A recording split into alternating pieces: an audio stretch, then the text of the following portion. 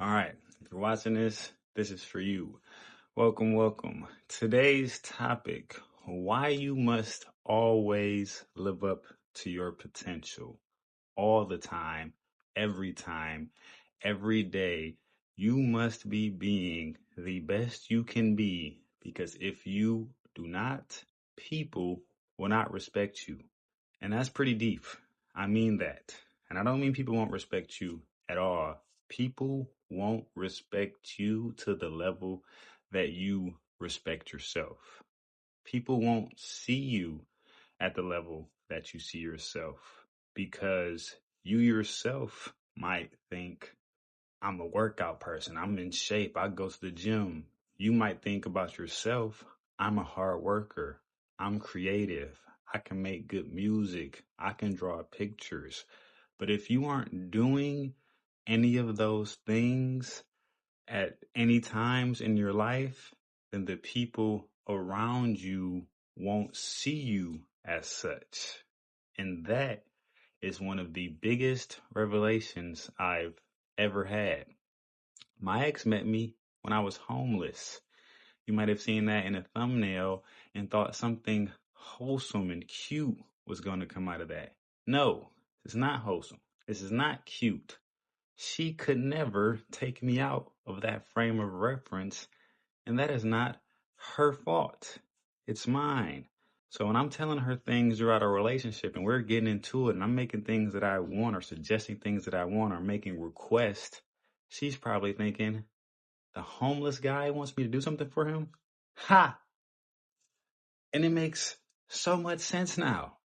That relationship could have never been great. It would have never went anywhere because when they met me, I was living so low and they would never not be able to see me as such. I found a mugshot from about 4 days before I met her. I think I have that showing somewhere now. Look at that. Look at me. Pretty hideous, pretty terrible, right? I met her looking not too far from that. And we were off and on, but eventually this person ended up being my child's mother. That's my longest, probably most significant relationship. So you might think, oh, it's cute. You know what I mean? She met you when you were down, or she was willing to talk to you like that. Yeah, that's true. I agree. But she also said some pretty cold things to me during that time. And I don't blame her. Look at how I was looking. Look at how I was living. There was a time, this is maybe TMI. I don't care. It's the truth. She was with somebody kind of like at the tail end of their relationship falling off when I met her. Something that she said to me was, oh, why would I leave him for you? He has a car. And you might be thinking, that's pretty terrible to say. How did you end up staying with her or getting with her after she said something like that to you? Terrific question. But in her defense, that was also pretty real, pretty true. I was in an effed up situation. I was basically homeless. And let me describe that for you. Quick little story time for those of you who might be wondering, how the heck did I end up homeless? So in Detroit, a lot of abandoned houses, a lot of foreclosures, a lot of people who couldn't keep up with the property taxes of owned homes. Those homes end up going into foreclosure, and then people squat in them. So that is what happened at the house that I was living in. This was my grandmother's old house. And this had been like the family house throughout my life. But as time went on and it wasn't well taken care of, it got more and more dilapidated, more and more effed up. And this was not a home. They had a hole in the roof, like an actual hole in the kitchen roof. Like I'm talking about abandoned bando. People who live in the hood know what I mean. If you're not from the hood, you probably could not imagine what I'm talking about. I don't have pictures, so don't worry about it. But no heat, no gas, no water, no electricity, no light switches, none of that, no AC, no air conditioning, no toilets. There was no plumbing in the house, so no showering, no flushing toilets. This is where my dad was living for a time. So when I graduated from college, I did not live up to my potential enough. And even though I went to a really good school, I didn't really make a solid plan for my exit from college. So I ended up moving into this place. Super dilapidated, super messed up. I was eating, using the bathroom in plastic bags, throwing it in the dumpster when I was finished because there was no working toilet to shower. We had a kind of a water source. There was no plumbing, so there was no toilets, no sinks, but we had kind of a water source. And I would fill up jugs of water, go in the backyard, and then shower with multiple jugs of water. It was pretty dreadful. When it rained, free shower. True story. You were kind of happy for rain at those times. In the winter, it got pretty treacherous. Usually I was able to duck and dodge and find a way out of there for the winter. No fridge, so I was pretty much eating sandwiches every day and smoking the ganja. That was my life at that time. Pretty not great way to live. Now, one might say philosophically, I was in some way living up to my potential because you're always living up to your potential. Maybe that's where I was supposed to be at that time in my life. But literally, actually speaking, I should absolutely not have been there. I should have got me a 6-figure job after I graduated from college. I went to a really good school. They kind of push you into some high paying career if you follow the right steps. I didn't follow the steps when I was back home in Detroit. I was applying for jobs left and right, but I wasn't really grinding it. I was just typing up my resume, submitting applications. I wasn't calling to follow up. I wasn't calling every friend I had, trying to work their jobs, trying to use connections, network, trying every which way. I wasn't. I was kind of chilling. And even though that was the poorest and the most trying time of my life, it wasn't necessarily the worst time of my life. I was chilling. I was all right. College was hard. That was a nice little break, little slow pace. So, met this woman at that time. As I mentioned, she was kind of dating someone. They were on the tail end of things. I ended up lifting off. So, bringing this back to living up to your potential, this applies to everybody. I'm using this relationship because it paints a great picture, but this applies to everybody in your life. Your mom, dad, brothers, sisters, friends, cousins, aunts, uncles, relationships. Everybody does not see you and respect you to the level that you see and respect yourself. They see you at wherever you are. So right now, if I hang around some friends and I'm not smoking or drinking, it's like a natural disappointment to them. They're not wrong. They're just like, what? You're not smoking? You're not gonna hit the blunt? You're not gonna take a shot with me, bro? Come on. And that might seem like negative peer pressure, which it is, but I was such a smoker drinker that it only makes sense to them that how like it doesn't register to them to see me talking about clarity of mind and sober mindedness and not falling down into that rabbit hole. I've been a gambler. I've been a goober man. I have been a late sleeper, like sleeping till noon, 1 o'clock, 11 o'clock. And right now, some people in my family will still point out, like, oh, you just started waking up early. You just started. And to me, that hurts. That's a little insulting, but it makes sense to them because it's like, if I imagine myself as somebody who could have been getting up early and working out and making my YouTube videos and grinding really well and business scheming and doing all of these things, if I could have been that the whole time, that's how I see myself. But for people around you, they also, even if they admire you have potential, they're going on what they've seen the most of. So if I could be the president in my mind, but they've seen me waking up at noon the whole summer, even if they hope that I am the president one day, seeing me wake up at noon is going to register in them like, oh, this guy doesn't do F. Like, this guy doesn't do ish. he's just a loser. For example, I tried to run for mayor at 22 when I graduated college. And that might sound outrageous to you, but still to this day, I am super confident that I would have won if I would have tried. I ended up falling out of it because I got into an argument with my girlfriend at the time, and I just used that as an excuse to be like, nah, but I was pretty confident that I could do it. I was going to go door to door to every house in the city. Is that logistically possible? Probably not. But I knew if I talked to every voter, I would have convinced them I was a better candidate. Now, did that fail through? And that is something that people around me, some of my close friends, family members, are going to see me as somebody who tried things and didn't follow through with them. So now that I've started this YouTube channel, which I think is twice as impressive as being the mayor because I'm so proud of the potential of this channel, not everybody is going to support it and be proud of it like I am because they're still seeing somebody as a failure who didn't do things. So now I'm going to the gym a lot. Now I'm not smoking. Now I'm not drinking. Now I'm talking about higher vibrations and all of that. That's me. That has been me the whole time. And I knew internally that this was me. This is who I am.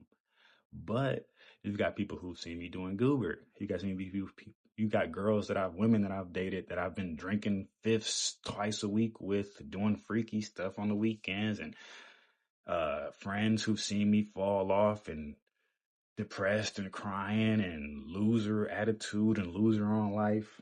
They're not wrong for expecting me to still be a loser, for expecting me to still be drinking, for expecting me to still be failing. That is the image that I gave off at times when I wasn't living up to my potential. So you must bring out the person that you think you are. We don't know. Even if you expect people to know, why would we know if we've only been seeing you wake up at noon every day? I'm not saying that you do, but if we've never seen you going to the gym and you deep down think you could go to the gym for a year straight, and you view yourself, you respect yourself to that level, why would we respect you to that level if we've never seen it? Show us who you are. It's that Black Panther 2. Show them who you are, for real. I'm showing you who I am right now.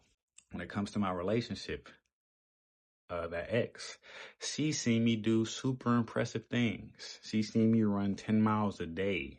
She seen me get on the Stairmaster. I used to climb the stairs in our apartment building, which was super tall, like 20 floors. I used to climb that for 2 hours. I used to run for 2 hours. I would stretch and work out and work overtime, 12-hour days, get off the overtime and start grocery delivery for Shipt. I used to do gig work after 12-hour days. Then she saw me grind from that to a 6-figure job that I worked hard to get. So she saw me as the homeless person and then saw me literally grind out the American dream and end up working a 6-figure job. But that frame of reference that she met me in could never be undone. So one might argue that she should have respected or changed her impression of me to the 6-figure guy and respected me as such. But I can very much see a lot of the arguments that we had were about things that I wanted. So I'd be like, don't roll your eyes at me if you don't like something. Don't get pouty and huff and puff. Let's communicate better. I don't really like you catching an attitude with me. You know what I'm saying? Or cook for me 3 times a day. Let's use those 2 references. In her mind, she's like, the homeless guy's telling me what to do. That makes sense. You get what I'm saying? So, like, I could be wrong. This could be a misperception, a miscalculation. We had a lot of rough patches in our relationship. So there were times when she might have just been like tired of me and not willing to really be nice to me after a certain point because things had gotten so bad. But that is also an example of not living up to your potential. If you are doing what you're supposed to be doing and respecting yourself as such, you won't let anyone into your life that isn't looking at you like you want to be looked at. So if I had all of the confidence that I should have had, if like when the person said to me, I don't want to leave my guy yet because he has a car and you don't. What was I doing settling for that? But I'm in a pretty bold position right now. I don't really have anybody who would really like me with how rough and scruffy I am right now. So I don't have the confidence. I don't have the self status to really shoot that down, which is what probably happens to a lot of people. You might end up in a full length, 3 children, long term marriage with somebody who is seeing you and accepting you at a point that you aren't even at your highest self. They're not wrong for that. You are. If I was living up to my best, being my most confident self, my highest self, and I say to someone, hey, don't roll your eyes at me, or I don't want to fuck with you anymore, or I don't want to be with you anymore, and they roll their eyes at me, Thanos snapped them out of existence. That is what you should do. And this goes for women too. I am not making a one gendered argument. This goes for men and women. Ladies, if you got with somebody and then you got kind of big and now you're thinking, I'm big, it'll be hard for me to get somebody else. So I'm going to settle for this person that accepts me and loves me right now. F that, drop them on their head, go get in shape. The minute you find yourself having to bend your standards to someone else's actions, get out of there. Don't even laugh at a joke trying to humor somebody that you don't think is funny. Do not bend to anybody's sense of humor. Stand on business. Stand on yourself. Those are the people who everybody likes. Who's the most confident? Who's the coolest? Who's the most attractive? Is the people who are just so confident in themselves and so focused and determined on what they're doing that they don't even find themselves around people who are doing things that they don't like, or looking at them in ways that they don't want to be looked at. I'm not hanging out with a lot of friends right now because I don't want to talk about Instagram. I don't want to talk about Diddy or Kendrick or Drake or whatever, Love Island. Don't want to talk about that. So I'm not hanging around those people right now. You might get a little lonely not hanging around the people who see you as a drinker or a loser or a failure. You might not have that many people who you can be around. If you got to just hang with your grandma, call up grandma. Call up moms, call up dad, call up brother, sister, close friend, close cousin. Be around the people who have seen you fail, who have seen you down, but deep down, they know you are still you. That is love. Those are the people you should be giving your time to. I've got a very close friend. He was actually campaigning with me when I was running for mayor. That's somebody who, as I've been at my worst, he's never talked to me like I was a loser. I've been a loser in his face, like homeless, dilapidated house, no job, no money. But he's always talked to me eye to eye, like I'm fine.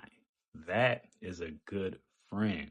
You know what I'm saying? He's not going to be encouraging me to smoke and drink right now. That's a separate point. But what I'm getting at is if you only have to be around one person, that's one friend. It's my family, my grandma, my mom, my sister. If you only have to be around those people, F it. That's it.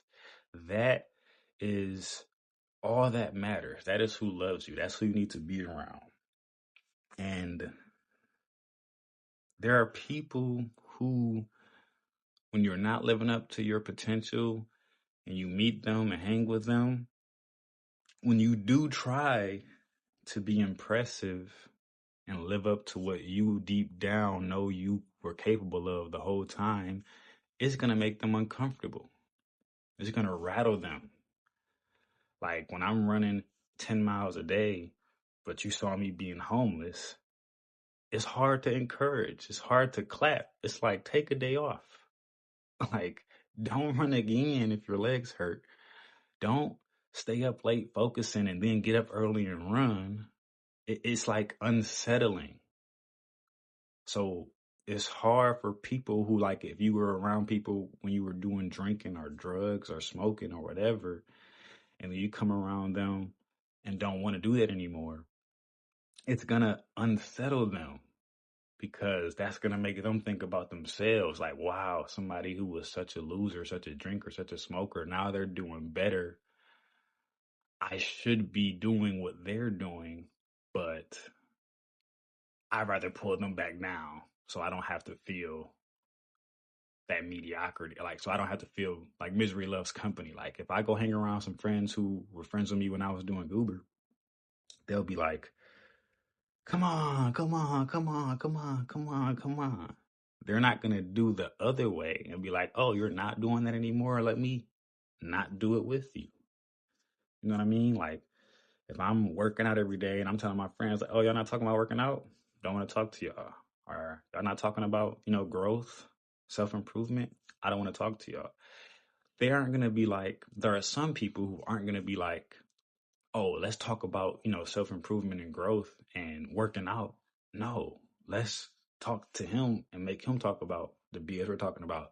And they're not wrong. Remember, I made the video that nobody's wrong. My ex, some of this stuff definitely probably comes off as negative to her.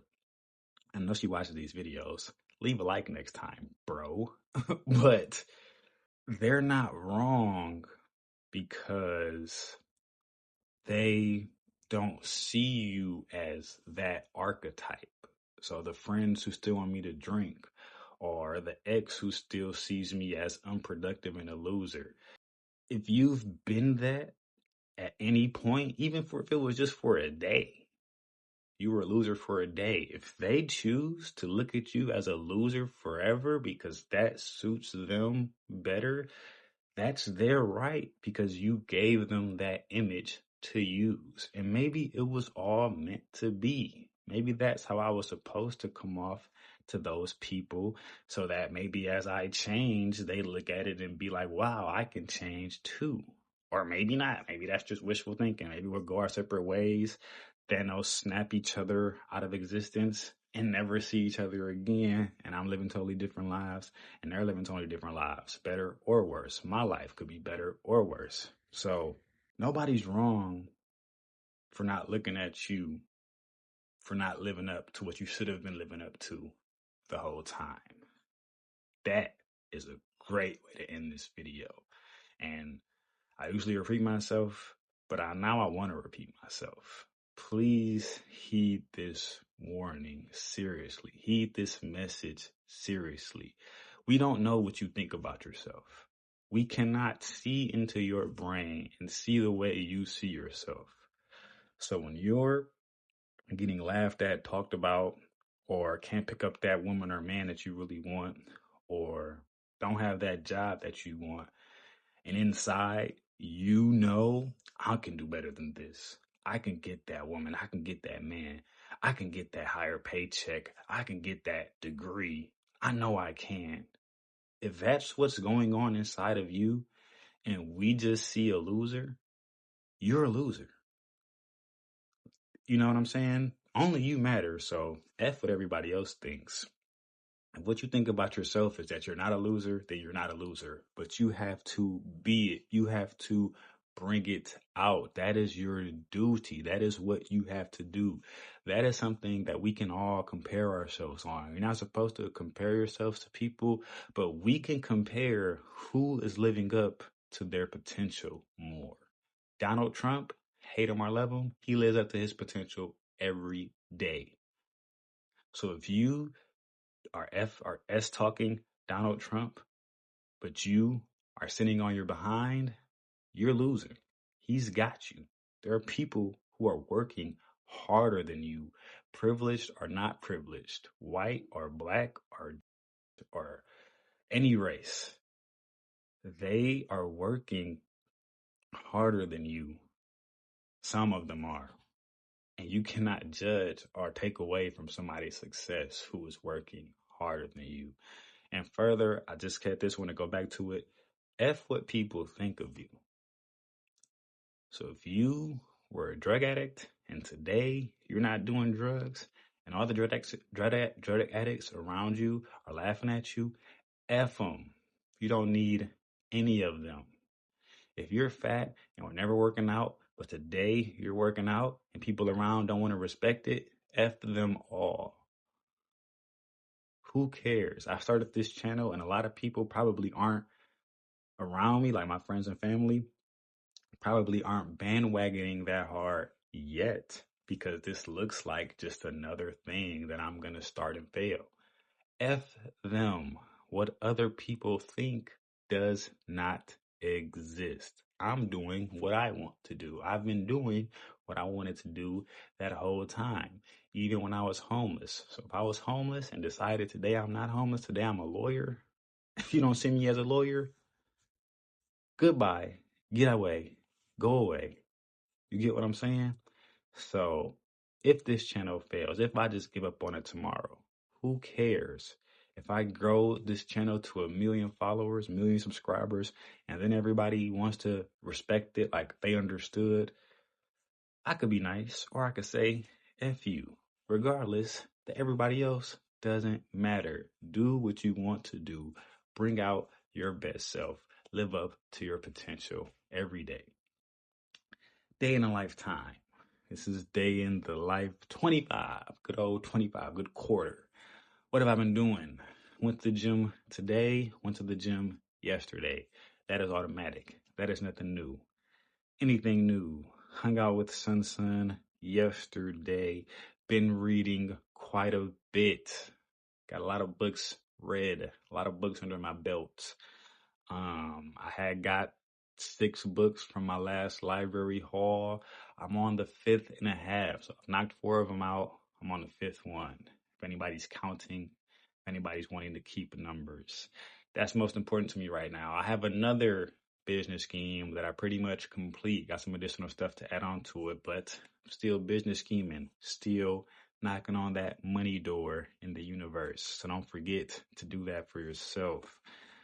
I'm also reading the Gita, the Bhagavad Gita, which is like the Indian Bible. I don't often share what I'm reading, but that's pretty awesome. That's pretty impressive. If anybody is curious about what I'm reading, I would recommend that. It's a pretty good book. I would also recommend Breaking the Habit of Being Yourself by Dr. Joe Dispenza or Dispenza. I'm not sure which one it is. That's a very good book.